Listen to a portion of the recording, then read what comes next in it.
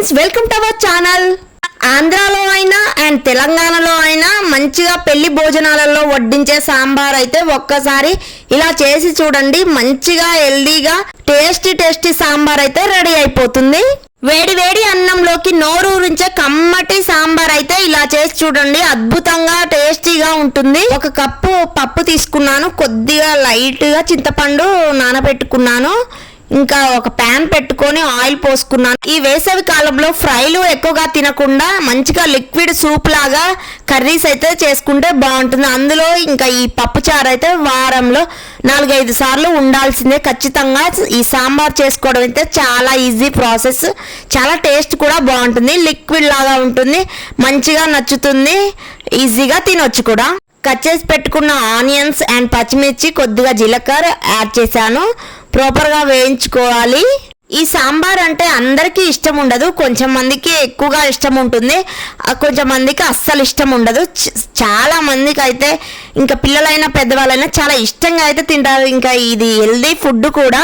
నేనైతే సొరకాయ అండ్ ఆలుగడ్డ ఒకటి, క్యారెట్ ముక్కలు, పచ్చిమిర్చి, వంకాయ ముక్క, ఇంకా పచ్చి మామిడికాయ కూడా వేసాను. మంచిగా ఉంటుంది, టేస్ట్ పుల్లగా బాగుంటుంది. ఈ సాంబార్ అయితే టేస్టీగా హెల్దీగా ఉంటుంది. ఇంకా మనకి ఈ సాంబారు ప్రాపర్గా కుక్ అవ్వాలి, ఇంకా మంచిగా బాయిల్ అవ్వాలి. కొద్దిగా వాటర్ పోసుకొని మూత పెట్టుకొని ఉడికించుకోవాలి ఈ ముక్కలను అయితే మంచిగా మెత్తగా. వేడి వేడి చారు అండ్ బంగాళదుంప వేపుడు భలే కాంబినేషన్ కదా. అలాగని ఎప్పుడు ఒకే రకం చారు చేసుకుంటే ఏం బాగుంటుంది చెప్పండి. పైగా ఈ వేసవి కాలంలో చారు ఎక్కువే కాబట్టి ఇలాంటి రుచుల్లో మార్చి ట్రై చేయొచ్చు మనం అయితే.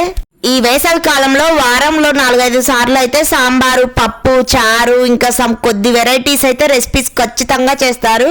ఇంకా పప్పు చారు లాగా, సాంబార్ లాగా చేసుకుంటే మంచిగా టేస్టీగా తినాలనిపిస్తుంది మన నోటికి.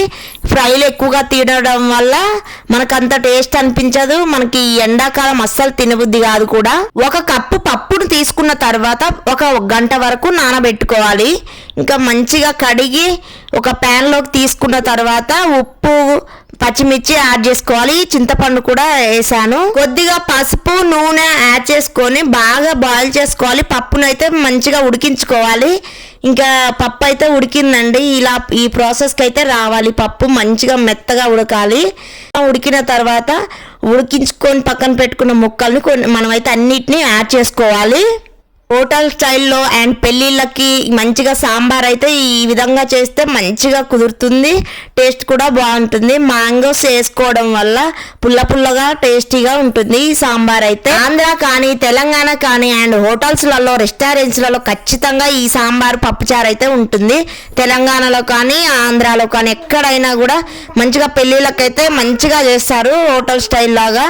అలా కుదురుతుంది మనకైతే. అన్నంలో ఏది ఉన్నా లేకున్నా కూడా మంచిగా ఈ సాంబార్ ఉంటే మాత్రం 1 ముద్ద ఎక్కువ తింటారు ఎవరైనా కూడా. ఇష్టంగా నచ్చుతుంది అండ్ తింటారు ఖచ్చితంగా. ఏ కర్రీస్ ఉన్నా కూడా అంత రాదు.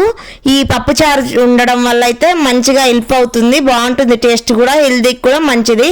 ఈ సలాడ్ లాగా, సూప్ లాగా ఉంటుంది. మంచిగా అన్ని వెజిటేబుల్స్ వేసుకోవడం వల్ల మనకి ఎక్కువగా హెల్దీనెస్గా ఉంటాం మనమైతే. నీరసం కూడా తగ్గుతుంది మన బాడీలో. ఇంకా అదైతే బాయిల్ అయింది. ఇప్పుడు పోపు వేసుకుంటున్నాను లైట్గా.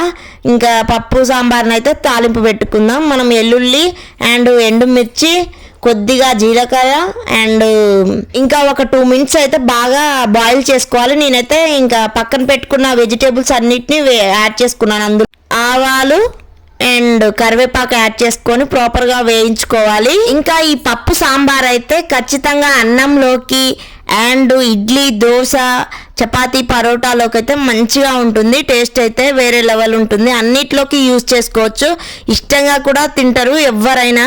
పిల్లలకైతే చాలా మంచిది, హెల్దీగా ఉంటారు. ఇలాంటి అన్ని వెజిటేబుల్స్ పెట్టడం వల్ల ఎక్కువగా కూరగాయలు తినడం మంచిది ఈ వేసవి కాలం అయితే. ఇంకా పప్పు సాంబార్ అయితే రెడీ అయిపోయిందండి, మంచిగా అయింది. ఇంకా చూడండి బాగా బాయిల్ అయినాయి, మంచిగా అన్నీ కుక్ అయినాయి. రెడీ అయిపోయిందండి మన పప్పు sambar. Tasty and hotel style, restaurant స్టైల్లో పప్పు సాంబార్ అయితే రెడీ అయిపోయిందండి. ఇంకా వేరే లెవెల్. అన్నంలో వేడి అన్నంలో వేసుకొని నెయ్యి ఇంకా ఆవకాయ వేసుకొని తింటే చాలా టేస్టీగా ఉంటుంది. ఇంకా మీరైతే ఫస్ట్ టైం చూస్తున్నట్టయితే ప్లీజ్ సబ్స్క్రైబ్ చేయడం మాత్రం అస్సలు మర్చిపోవద్దు. మరిన్ని వీడియోస్తో మీ ముందుకు వస్తూ ఉంటాను. సో మీకు ఏమైనా డౌట్స్ ఉన్నా కామెంట్ చేయొచ్చు. Please subscribe.